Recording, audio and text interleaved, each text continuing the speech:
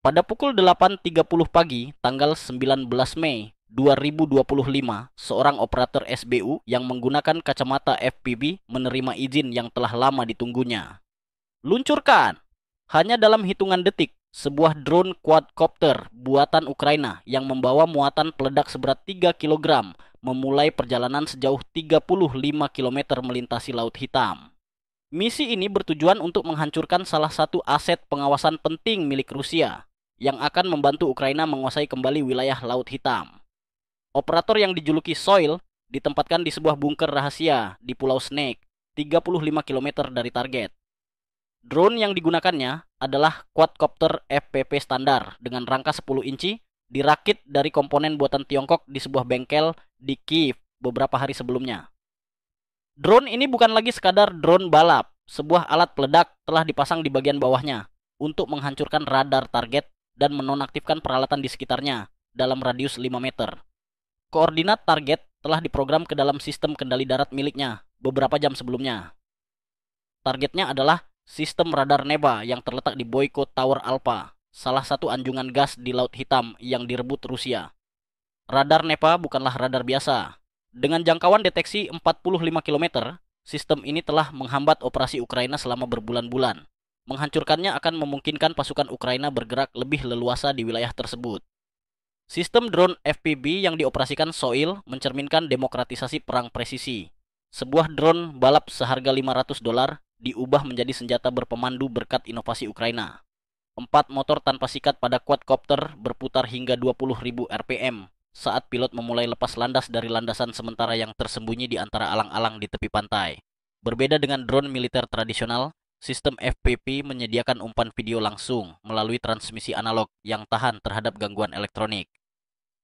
Soil dapat melihat secara langsung apa yang dilihat drone melalui kacamata realitas virtual yang dipakainya, menciptakan hubungan erat antara pilot dan senjata, sehingga drone FPV memiliki akurasi tinggi saat menargetkan sasaran tetap. Rute penerbangan dirancang dengan cermat untuk menghindari deteksi Rusia. Alih-alih terbang langsung menuju target, drone bergerak dengan pola zigzag, menjaga ketinggian di bawah 50 meter agar tidak terdeteksi radar. Dengan kecepatan 65 km per jam, perjalanan sejauh 35 km memakan waktu lebih dari 45 menit karena drone harus mengikuti jalur berkelok-kelok untuk tetap tidak terdeteksi. Saat drone lepas landas dan mulai mendekati Boyko Towers, Soil dapat melihat hamparan Laut Hitam melalui kamera drone.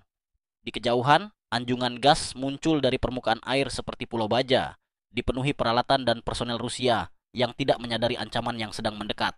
Pada pukul 9.15 waktu setempat, drone FPV yang dioperasikan Soil melintasi ombak terakhir, dan menara Boyko kini tampak jelas melalui kacamata realitas virtualnya. Struktur baja raksasa ini menjulang setinggi 40 meter di atas Laut Hitam. Di sana, terpasang di titik tertinggi anjungan adalah targetnya, sistem radar Neva yang telah memantau aktivitas Ukraina selama berbulan-bulan. Radar Neva bukanlah alat pengawasan biasa. Sebagai salah satu sistem era Soviet yang masih berfungsi baik, radar K-band ini beroperasi pada frekuensi 35 GHz dengan susunan antena berputar yang mampu mendeteksi pesawat dan kapal di permukaan hingga jarak 45 km. Bagi pasukan Rusia, sistem ini bahkan lebih penting karena dapat melacak hingga 200 target sekaligus dan menyediakan data untuk sistem senjata yang tersebar di wilayah barat Laut Hitam. Namun, meskipun dirancang dengan teknologi canggih, radar Neva tidak mampu bertahan dari serangan langsung drone yang membawa muatan peledak. Muatan 3 kg yang dipasang pada drone Soil mungkin tampak kecil, tetapi cukup berbahaya untuk merusak pemancar, penerima, dan sistem pandu gelombang yang rapuh. Melalui kacamata FPV, Soil dapat melihat personel Rusia bergerak di dek bawah anjungan, sama sekali tidak menyadari ancaman yang mendekat dari arah timur laut. Radar Neva terus berputar dengan pola reguler, setiap putaran membawanya lebih dekat untuk mendeteksi drone yang mendekat. Namun, drone quadcopter FPV memiliki penampang radar yang sangat kecil, sebanding dengan burung laut besar, membuatnya hampir tidak terdeteksi oleh sebagian besar sistem pengawasan. Ketika jarak ke target tinggal 800 meter, Soil memulai pendekatan akhir. Keunggulan sistem FPV terletak pada ketepatannya. Berbeda dengan artileri atau rudal yang bergantung pada koordinat GPS, pilot FPV dapat melakukan penyesuaian secara real time hingga saat tabrakan. Soil bisa melihat dengan tepat titik yang ingin disasarnya. Persimpangan antara antena radar dan unit kontrol, lokasi ideal untuk menyebabkan kerusakan maksimal pada komponen mekanis dan elektronik. Kamera drone menunjukkan basis neva yang semakin membesar di layar pandangnya. Para insinyur Soviet merancang sistem ini untuk tahan terhadap gangguan elektronik dan kondisi lingkungan keras, tetapi tidak pernah dirancang untuk bertahan dari ledakan langsung. Lapisan pelindung radar hanyalah plat aluminium yang dimaksudkan untuk melindungi dari garam laut dan hujan, bukan untuk menahan muatan peledak yang melaju dengan kecepatan 60 km per jam. Pada ketinggian 200 meter, personel Rusia di Anjungan akhirnya menyadari kehadiran drone yang mendekat. Soil bisa melihat mereka menunjuk-nunjuk dan berteriak, tetapi sudah terlambat. Drone quadcopter bergerak terlalu cepat dan jaraknya terlalu dekat untuk memungkinkan tindakan pertahanan apapun. Seorang teknisi tampak meraih sesuatu yang menyerupai senapan, tetapi drone akan bertabrakan dalam waktu kurang dari 10 detik. Pada pukul 9.20 pagi waktu setempat, di tengah luasnya laut hitam yang berkilau di bawah sinar matahari, drone FPV milik operator berjuluk Soil melesat menuju targetnya dengan presisi mematikan. Dalam sekejap, drone itu menabrak susunan antena sistem radar NEPA di Menara Boyko, memicu ledakan yang mengguncang struktur baja anjungan tersebut. Muatan peledak seberat 3 kg yang dibawa drone meledak seketika saat bersentuhan, menghancurkan lapisan aluminium, potongan baja, dan komponen elektronik canggih yang berhamburan di dek seperti serpihan badai. Meskipun ledakan ini tidak tergolong besar menurut standar militer, penempatannya begitu tepat sehingga dampaknya luar biasa. Sistem pandu gelombang radar yang rumit hancur berkeping-keping, pemancar utama lumpuh, dan mekanisme antena putar terputus sepenuhnya, mengakhiri fungsi radar secara permanen. Dengan satu serangan yang begitu cerdas, sebuah drone yang harganya lebih murah daripada langganan Netflix tahunan mampu menonaktifkan salah satu aset pengawasan paling vital milik Rusia, sebuah prestasi yang menunjukkan kejeniusan teknologi Ukraina. Sementara kepulan asap tebal mengepul dari sisa-sisa radar NEPA yang kini tak berdaya. 80 km dari lokasi tersebut, ancaman yang jauh lebih besar sedang mendekati Menara Boyko. Meskipun belum sepenuhnya dikonfirmasi hingga pembuatan laporan ini, banyak pihak menduga bahwa senjata canggih ini sedang melaju menuju anjungan gas yang dikuasai Rusia. Drone permukaan Sea Baby meluncur dengan anggun di atas ombak laut hitam yang bergolak, menjadi simbol kemajuan luar biasa Ukraina dalam perang maritim modern. Kapal tanpa awak sepanjang 6 meter ini dirancang dengan presisi oleh unit SBU Ukraina, membawa muatan peledak seberat hampir 1 ton, cukup untuk menghancurkan target strategis dengan kekuatan dahsyat. Berbeda dengan drone FPV yang dirakit secara sederhana, Sea Baby adalah mesin perang yang dibuat khusus untuk misi penghancuran. Dengan bodi abu-abu mengilap yang ramping, kapal ini lebih menyerupai kapal patroli cepat daripada alat perang. Namun di balik penampilannya yang elegan tersembunyi kekuatan yang luar biasa. Muatan peledak Sea Baby adalah karya seni teknik militer. Alih-alih mengandalkan satu ledakan besar, muatan seberat 1000 kg ini terdiri dari serangkaian muatan berbentuk khusus yang disusun dengan cerdik di bagian hidung kapal. Desain ini menciptakan efek ledakan simpatik, sebuah fenomena yang dirancang oleh para insinyur untuk memaksimalkan kerusakan. Ketika muatan utama meledak, ia memicu ledakan sekunder secara berurutan, menghasilkan gelombang ledakan berkepanjangan yang mampu merobohkan struktur beton bertulang sekalipun. Komposisi muatan ini, yang menggabungkan RDX dan TNT, menghasilkan ledakan dengan suhu melebihi 3000 derajat Celcius, cukup untuk melelehkan baja dan mengubah beton menjadi debu halus. Ketika hulu ledak ini menghantam struktur penyangga Menara Boyko, dampaknya tidak hanya merusak fondasi fisik, tetapi juga menciptakan bola api yang menyala terang, meninggalkan kerusakan yang tak dapat diperbaiki. Meskipun dinamakan Sea Baby, kapal ini jauh dari lamban. Sistem propulsinya ditenagai oleh dua mesin bertenaga 200 tenaga kuda yang menggerakkan jet air, memungkinkan Sea Baby melaju dengan kecepatan mencapai 49 knot atau sekitar 90 km per jam, sambil tetap mempertahankan profil rendah di permukaan air untuk menghindari deteksi. Desain mesin ganda memberikan keandalan tambahan. Bahkan jika satu mesin gagal, Sea Baby tetap dapat menyelesaikan misinya dengan mesin cadangan. Navigasi kapal ini menggabungkan teknologi canggih, termasuk GPS, sistem navigasi inersia, dan komunikasi satelit waktu nyata. Dengan tambahan tangki bahan bakar, Sea Baby mampu menempuh jarak hingga 1000 km secara otonom. Namun operator manusia tetap memegang kendali penuh melalui tautan satelit terenkripsi, memungkinkan penyesuaian arah dan pemilihan target secara real time hingga detik-detik terakhir sebelum tabrakan. Desain Sea Baby mengutamakan siluman dan ketahanan. Profil rendahnya membuatnya sulit dideteksi oleh radar. Sementara lapisan cat abu-abu yang menyatu dengan warna laut membuatnya hampir tak terlihat di tengah kondisi laut yang bergelombang.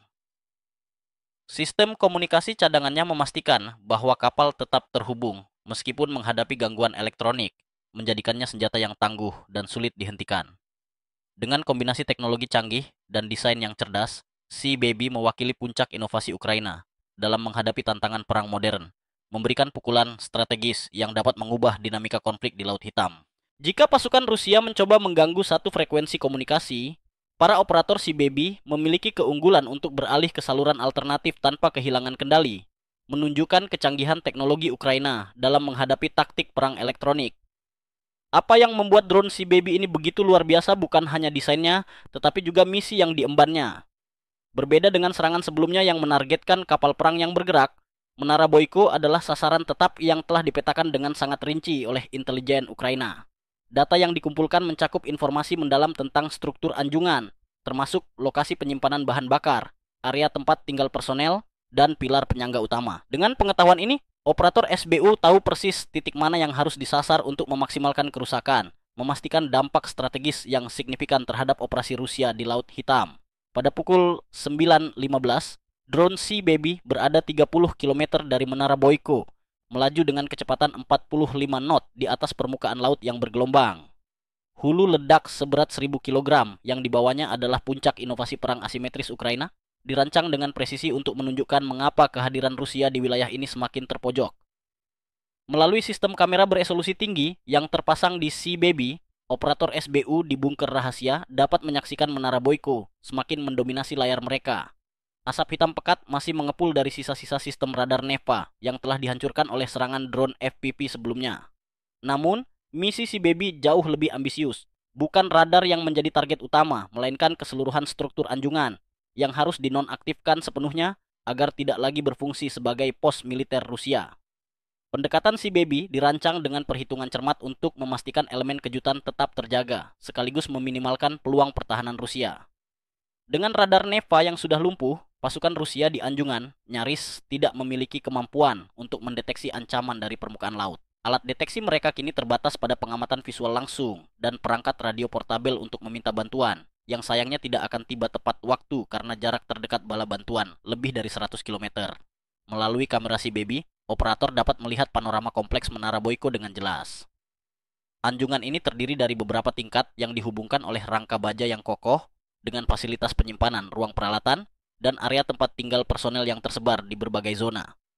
Pasukan Rusia telah mengubah infrastruktur pengeboran gas ini menjadi basis operasi militer, lengkap dengan peralatan komunikasi canggih, posisi pertahanan, dan persediaan untuk pendudukan jangka panjang. Sistem autopilot Sea Baby bekerja dengan presisi luar biasa, melakukan ratusan penyesuaian kecil setiap detik untuk mempertahankan kecepatan dan arah optimal. Berbeda dengan pilot manusia yang mungkin terpengaruh oleh tekanan atau kelelahan komputer.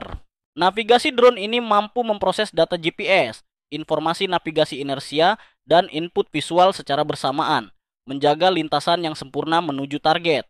Pada pukul 9.35, ketika Sea Baby berada hanya 10 km dari anjungan, sistem panduan akhirnya diaktifkan. Paket kamera optoelektronik drone mengunci struktur penyangga utama Menara Boyko, tepatnya pada titik persimpangan antara fondasi anjungan dan area tempat tinggal personel Rusia.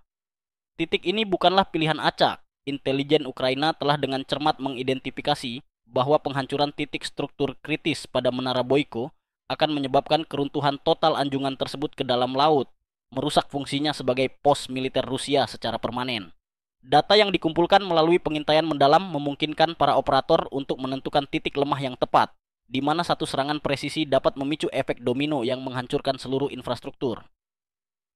Sementara itu, drone permukaan Sea Baby melaju di atas ombak laut hitam yang bergolak telah mencapai kecepatan maksimumnya, yakni 49 knot atau setara dengan 90 km per jam.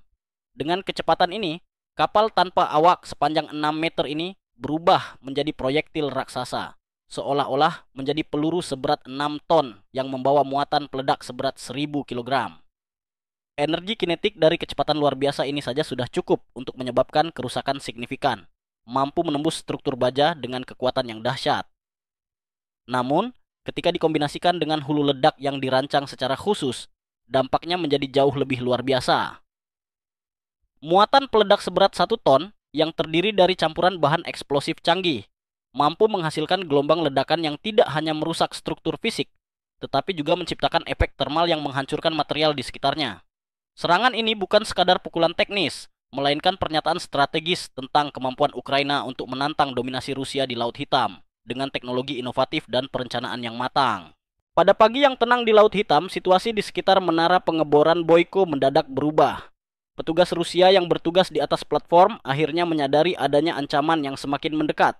Melalui kamera pada drone, tim SBU Ukraina dapat melihat bayangan orang-orang berlarian di dek atas. Sebagian menunjuk ke arah objek yang datang mendekat, sebagian lagi tampak berkomunikasi melalui radio. Ada yang memegang senjata ringan, namun tindakan mereka terlihat tidak terkoordinasi. Saat itu, drone yang dikendalikan jarak jauh, dijuluki SEAP, hanya berjarak kurang dari 5 menit dari titik sasaran. Tidak ada sistem pertahanan di platform yang dirancang untuk menghentikan serangan udara berkecepatan tinggi seperti ini. Persenjataan di menara tersebut sebagian besar adalah senjata ringan, dan mungkin beberapa senjata otomatis yang lebih cocok untuk menghalau serangan manusia secara langsung, bukan menghadapi perangkat udara kecil namun lincah. Kecepatan tinggi dan bentuk ramping siap membuatnya hampir mustahil dibidik dengan senjata konvensional. Ketika jarak tersisa hanya 2 km, SEAP mulai melakukan manuver pendekatan akhir. Muatan peledak yang dibawanya, hasil perencanaan teknis khusus, diarahkan langsung ke titik penyangga utama struktur Boyko.